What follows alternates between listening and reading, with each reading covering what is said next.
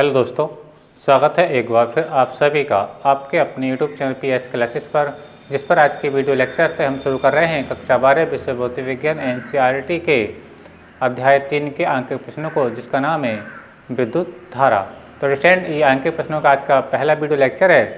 तो आइए देखते हैं कि आपका पहला प्रश्न किस प्रकार है, उसे किस प्रकार सॉल्व किया जाएगा। स्टूडेंट देखिए, क्वेश्चन में स्टूडेंट कहा गया है किसी कार की संचायक बैटरी का विद्युत वाहक बल, किसी कार की संचायक बैटरी का विद्युत वाहक बल। तो बेटा, जैसे कि हमने आप लोगों को बताया कि विद्युत वाहक बल को हम E से डिनोट करते हैं, अर्थात E बराबर आपको दे रखा है। सॉल्यूशन करते हैं, देखिए इसका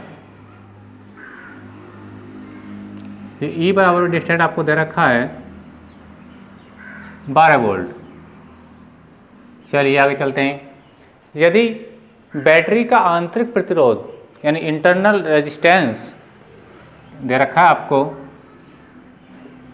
आंतरिक प्रतिरोध देखिए आपको दे रखा है R बराबर दिया आपको 0.4 आंतरिक प्रतिरोध रेजिस्टेंस, इसलिए स्मॉल r से लिखा जाएगा। कितना है? 0.4 ओम। ठीक है।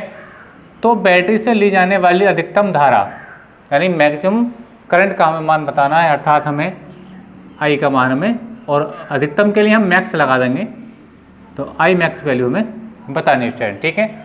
चलिए अब देखिए स्टूडेंट, मैंने आपको फार्मूला पढ़ाया था, यानी सूत्र पढ़ाया था मैंने आप लोगों को। जो I बराबर होता है स्टूडेंट आपका, वो होता है E upon small r plus capital R। ठीक है स्टूडेंट। लेकिन अधिकतम धारा की अगर हम बात करें बेटा, अधिकतम धारा की बात करें तो बाह्य प्रतिरोध का मान क्या लेते हैं बेटा? लगभग नगण्य या फिर शून्य लिया जाता है, क्योंकि हम जानते हैं कि I जो बराबर होता है डिस्टेंस, I बराबर ओम के नियम से B अपॉन R के बराबर होता है। अगर हम B को कांस्टेंट माने तो I प्रोपोर्शनल क्या होता है? 1 अपॉन R के, अर्थात R का मान जितना अधिक होगा डिस्टेंस यानी बाह्य प्रतिरोध का मान जितना अधिक होगा, I का मान उतना ही कम होगा। और R का मान जितना कम होगा, R का मान जितना कम होगा, I का मान उतना ही ज़्यादा होगा। यानी R का मान जितना सूक्ष्म होगा, धारा की जो वैल्यू आएगी वो बेटा हाईएस्ट से हाईएस्ट यानी मैक्सिमम आएगी। ठीक है। तो अधिकतम धारा के मान के लिए इस फार्मूले में R का मान कितना रखेंगे? शून्य रखेंगे। ठीक है। तो मैं लिख देता हूँ अधिकतम धारा के लिए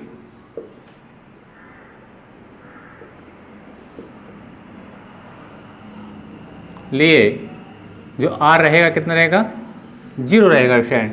तो फार्मूला आपका रह जाएगा, अब I की जगह मैक्सिमम के लिए I मैक्स लगा सकते हैं, अधिकतम के लिए स्टूडेंट। ठीक है। चलिए, तो फार्मूले में अब रह जाएगा अपनी कंडीशन, देखिए ध्यान समझे, I max E upon R। ठीक है स्टूडेंट। और इस कैपिटल R की जगह कितना हो गया बेटा? 0 हो गया। अब इस फार्मूले में हम देखें, हमें E का मान पता है बेटा 12, हमें R का मान भी पता है 0.4, तो हम इसको सॉल्व कर सकते हैं। तो देखिए मैं आगे सॉल्व कर रहा हूँ इस चीज़ को, इसकी आवश्यकता नहीं है, मैंने आपको जो बताना था बता दिया। देखिए अब I मैक्स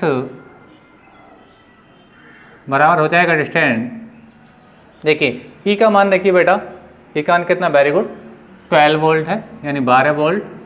और जो प्रतिरोध है आपका बेटा आंतरिक प्रतिरोध यानी इंटरनल रेजिस्टेंस बैटरी का, वो कितना? 0.4। ठीक है। पॉइंट रह के हम 0 बढ़ा देंगे। ठीक है स्टूडेंट। तो ये हो जाएगा I मैक्स बराबर 1/0/4। अब 4 से इसको भाग लगाएंगे, 4 तिया 12। ठीक है। और ये 0 लग के इधर कट के इधर आ जाएगा, तो कितना आ जाएगा? मैक्सिमम जो करंट आ रहा है डिस्टेंस I मैक्स बराबर आ रहा है आपका 30 एम्पियर। 30 एम्पियर।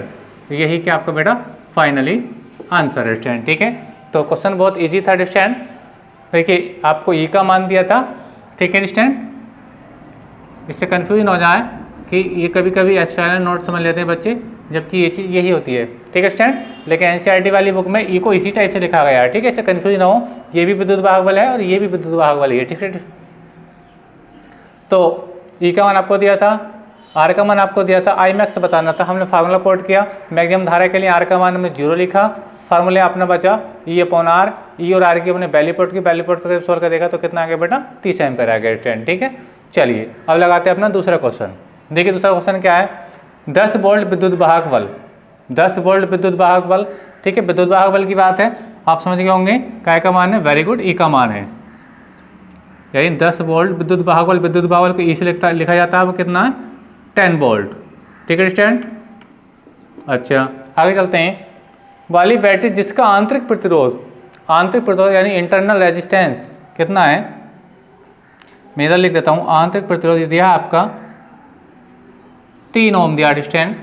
अच्छा, किसी प्रतिरोधक से संयोजित है। ठीक है, यदि परिपथ में धारा का मान कितना हो, परिपथ में धारा का मान 0.4 एम्पियर हो, सॉरी 0.5 एम्पियर, यानी आई का मान आपको दे रखा है 0.5 एम्पियर दे रखा है। ठीक है, तो प्रतिरोधक का प्रतिरोध कितना होगा, आपको क्या बताना है बेटा, आर का मान बताना है, यानी कैपिटल आर का मान बताना है। प्रतिरोध कितना होगा, जब परिपथ बंद है तो सेल से टर्मिनल विभवांतर क्या होगा। इसमें दो चीज़ें बतानी है, एक तो आपको बताना है डिस्टेंस बाह्य प्रतिरोध का मान बताना है, यानी कैपिटल आर का मान बताना, और टर्मिनल विभवांतर यानी बी का मान बताना है इसमें। ठीक है, चलिए सॉल्व करते हैं। हमने सूत्र पढ़ा था डिस्टेंस, देखिए सूत्र होता है आपका B बराबर E माइनस IR। ये फार्मूला मैंने आपको प्रूफ करा दिया है, सेल के विद्युत वाहक बल, आंतरिक प्रतिरोध और टर्मिनल विभवांतर में अंतर क्या होता है, B बराबर E माइनस IR। R जो होता है डिस्टेंस यहाँ पे स्मॉल r होता है। चलिए अब वैल्यू पुट करते हैं डिस्टेंस, ध्यान से समझें। तो V बराबर यानी टर्मिनल विभवांतर, यानी पहले हम ये वाली बात निकाल लें टर्मिनल विभवांतर।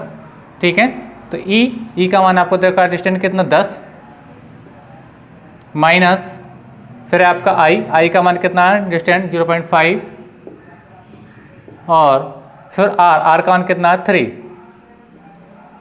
तो ये हो जाएगा B बराबर 10 5 या 15, लेकिन पॉइंट है तो 1.5 हो गया। ठीक है, 10 से जब 1.5 घटाएंगे, वेरी गुड, कितना बचेगा 8.5, यानी 10 रुपये से आप 1 रुपया 50 पैसा घटाएंगे तो 8 रुपये 50 पैसे बचेंगे डिस्टेंस। ठीक है, बोल्ड। एक चीज़ तो आपको ये बतानी थी, दूसरा आपको बताना था बेटा प्रतिरोधक का प्रतिरोध क्या है, यानी आर का मान बताना है। तो ओम के नियम से इसको सोल्व कर देंगे। अब चलेंगे ओम के नियम से, किससे बेटा, ओम के नियम से। ओम का नियम कहता है कि आर बराबर क्या होता है बेटा, वेरी गुड, B/I। ठीक है, P की वैल्यू हम निकाल चुके हैं, देखिए कितना है 8.5 और I का मान वेरी गुड 0.5, यानी याद रखें 8.5 है V का मान जो अभी हमने निकाला, और I का जो मान है वो 0.5 है, 0.5। तो पॉइंट से पॉइंट कैंसिल आउट हो जाएगा डिस्टेंस, तो ये बचेगा R इजिकल टू ऊपर रह जाएगा 85/5। इसको डिवाइड करेंगे तो 5 कन 5, 3 बचेंगे, 35 को 5 सत्ते 35, यानी 17 बार कट जाएगा। तो इस प्रकार से आप देखें कि प्रतिरोधक का जो प्रतिरोध आ चुका है कितना बेटा 17 ओम है, यानी 17 ओम आंसर। तो डिस्टेंस ये था आपका क्वेश्चन नंबर 1 और क्वेश्चन नंबर 2 का सॉल्यूशन। ठीक है स्टूडेंट, तो अब वीडियो आपको अगर पसंद आया स्टूडेंट तो वीडियो को लाइक कीजिए, शेयर कीजिए एंड कमेंट कीजिए, और चैनल पर नए हैं तो चैनल को सब्सक्राइब भी जरूर कीजिए, क्योंकि अब मैं जो है सीरीज चलाऊंगा केवल मैं उन्हीं क्वेश्चनों को अटेंड करूंगा जो परीक्षा के लेवल से अधिक महत्वपूर्ण है, क्योंकि परीक्षा में समय ज़्यादा नहीं है, इसलिए मैं केवल इंपॉर्टेंट क्वेश्चन आपको न्यूमेरिकल कराऊंगा। ठीक है, और इंपॉर्टेंट जो आपको मैं आर्टिकल्स प्रूव कराऊंगा। ठीक है स्टूडेंट, तो अब इससे आगे जो कुछ खास सवाल हैं, जो इंपॉर्टेंट सवाल हैं परीक्षा के लिए, मैं उसका अगला वीडियो बनाऊंगा स्टूडेंट। तो आज की वीडियो में बस इतना ही रहने देंगे। क्वेश्चन नंबर 1 और क्वेश्चन नंबर 2 का जो आप सोल्यूशन है इसको अपनी कॉपी में नोट कर सकते हैं, और ये क्वेश्चन नंबर 1 और 2 परीक्षा के लिए बेटा अति महत्वपूर्ण है। ठीक है, इसका रिवाइज अवश्य करें। ठीक है स्टूडेंट, क्योंकि जो मैथमेटिकल प्रॉब्लम होती है बेटा वो रिवीजन से दूर होती है, इसको याद तो किया नहीं जा सकता, इसलिए ज़्यादा से ज़्यादा अभ्यास करें ताकि परीक्षा में बेहतर रिजल्ट आप लोगों को मिल सके। तो आज की वीडियो लेक्चर में बस इतना ही। थैंक यू, धन्यवाद, बेस्ट ऑफ लक।